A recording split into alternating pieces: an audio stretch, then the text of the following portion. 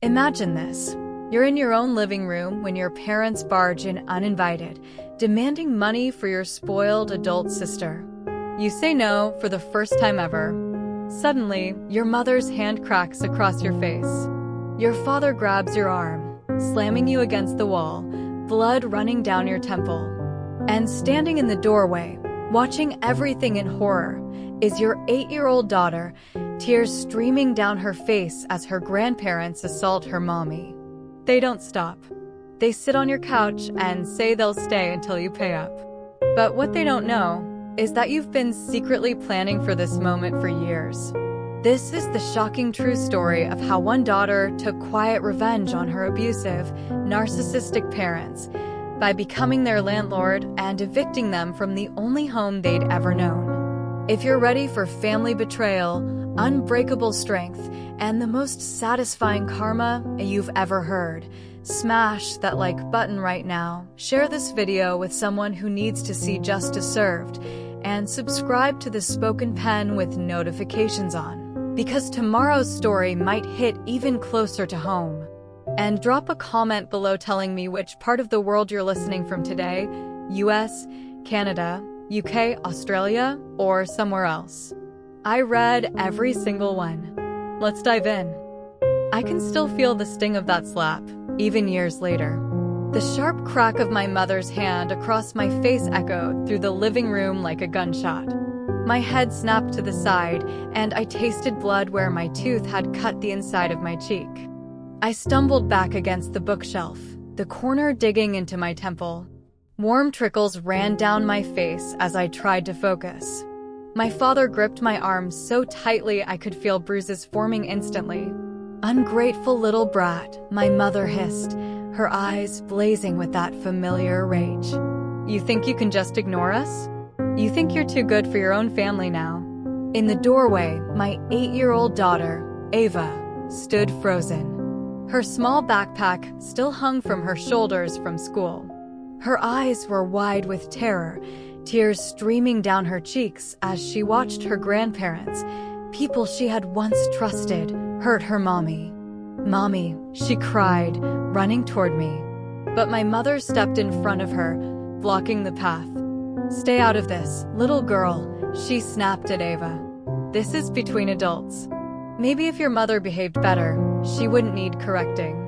I pulled away from my father's grasp, my legs shaking. Blood dripped onto the rug, the one I'd saved for months to buy, the one that made our small duplex feel like a real home. My name is Nicole.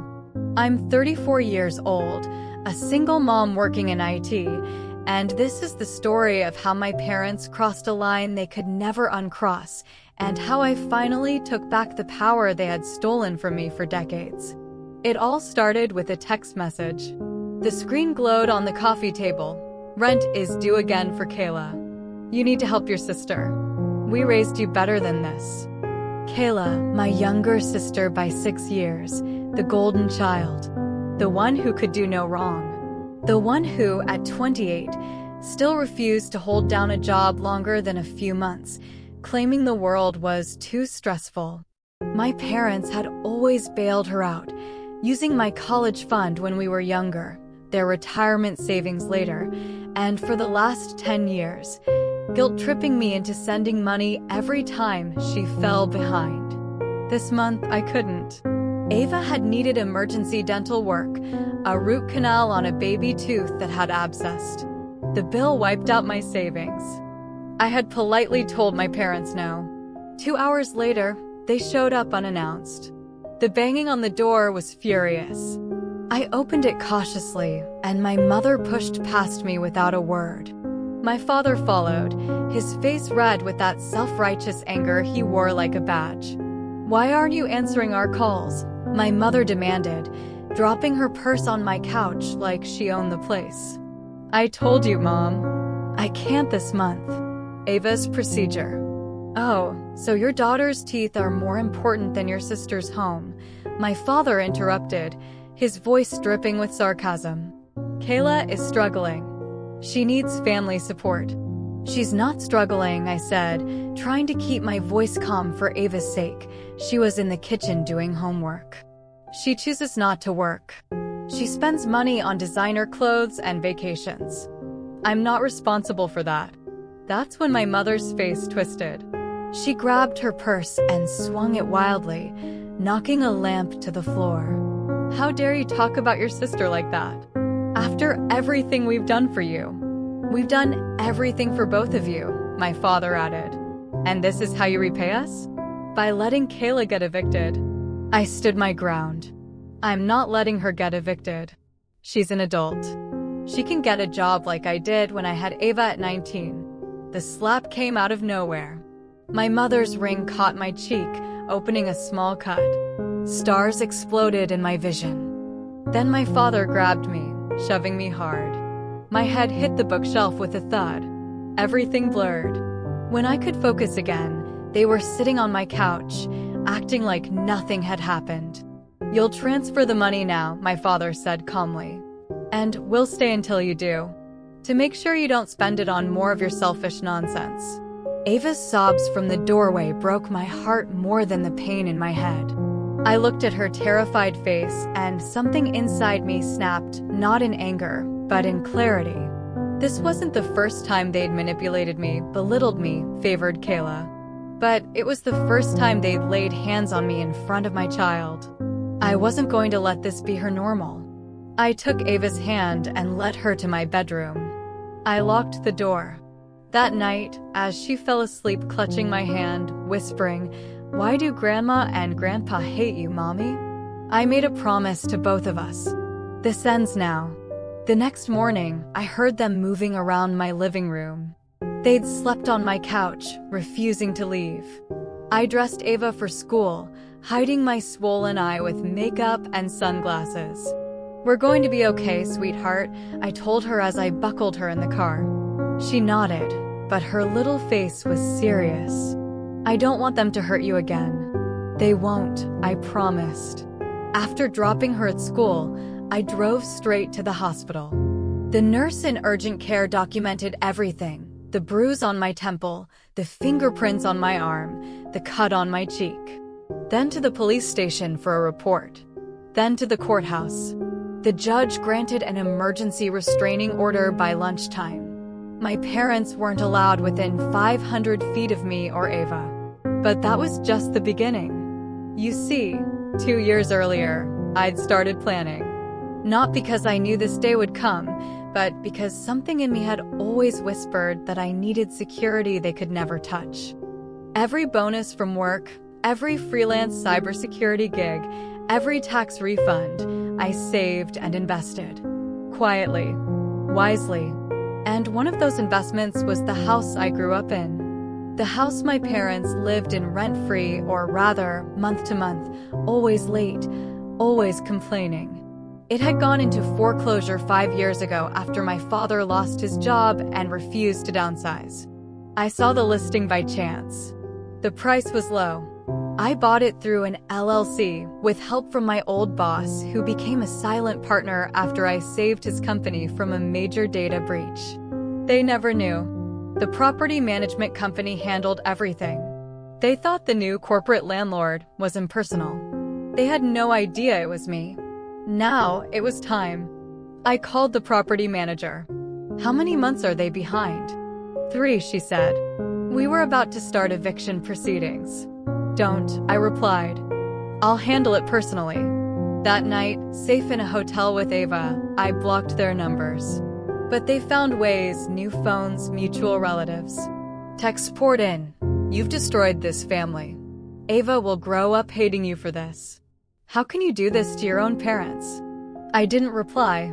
Instead, I sent a certified 30-day eviction notice. When it arrived, my mother called from a new number, screaming, "What is this? You can't evict us. This is our home." "It's my home," I said calmly. "And you're no longer welcome." Silence. Then sobbing. "Nicole, please. We're family. You stopped being my family the moment you hit me in front of my child." I hung up. The next weeks were a whirlwind. Relatives called, taking sides. Some believed my parents' lies, that I was unstable, overreacting. Others, who knew the truth about the favoritism, the manipulation, stayed silent or supported me quietly. I bought a small house a few miles away, nothing fancy, but ours. A fenced yard for Ava, lavender bushes in front, 3 bedrooms and peace. We moved in quietly. Meanwhile, Kayla, the golden child, was nowhere to be found. She'd promised to help, then vanished on a girls' trip to Miami, leaving my parents to fend for themselves. On eviction day, exactly 30 days later, I stood across the street with Ava. Their belongings were piled on the lawn, old furniture, black trash bags, my mother's precious patio set rusting in the sun. My father paced angrily. My mother dragged suitcases, face red with humiliation. When they saw us, my mother rushed forward. "Nicole, you can't do this. We're your parents." Ava squeezed my hand. I stepped forward. "You lost the right to call yourselves that when you chose violence over love. When you chose Kayla's laziness over your granddaughter's safety." My father advanced threateningly. "You think this makes you powerful? Buying things with your fancy job?"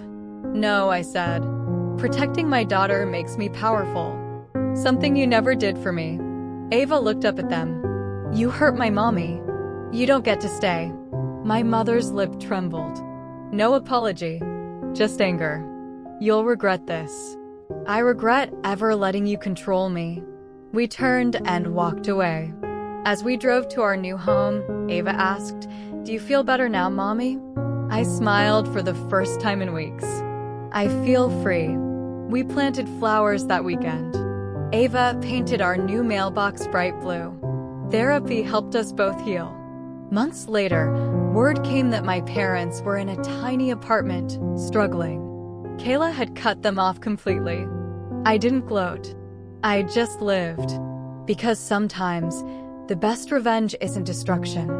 It's building a life so beautiful, they can never touch it again. And there they stood, on the front lawn, surrounded by trash bags and broken furniture, watching the daughter they once controlled walk away with her head held high and her little girl safe by her side. She didn't just evict them from a house. She evicted them from her life forever. This story is a reminder. Sometimes the people who are supposed to protect you are the ones you need protection from, and saying no can be the most powerful thing you'll ever do. What moment hit you the hardest? The assault in front of her daughter? The secret house purchase? Or that final eviction day confrontation? Let me know in the comments. I genuinely read them all. And while you're there, tell me which part of the world you're watching from today. New York? Texas? London? Sydney? I love seeing where this community reaches. If this story gave you chills, strength, or hope, please hit that like button, share it with someone trapped in toxic family drama, and make sure you're subscribed to The Spoken Pen with the bell turned on, because every week we bring you more real stories of betrayal, revenge, and redemption. Thank you for being here with me today. Take care of yourselves, and remember, your peace is worth protecting. This is The Spoken Pen, signing off.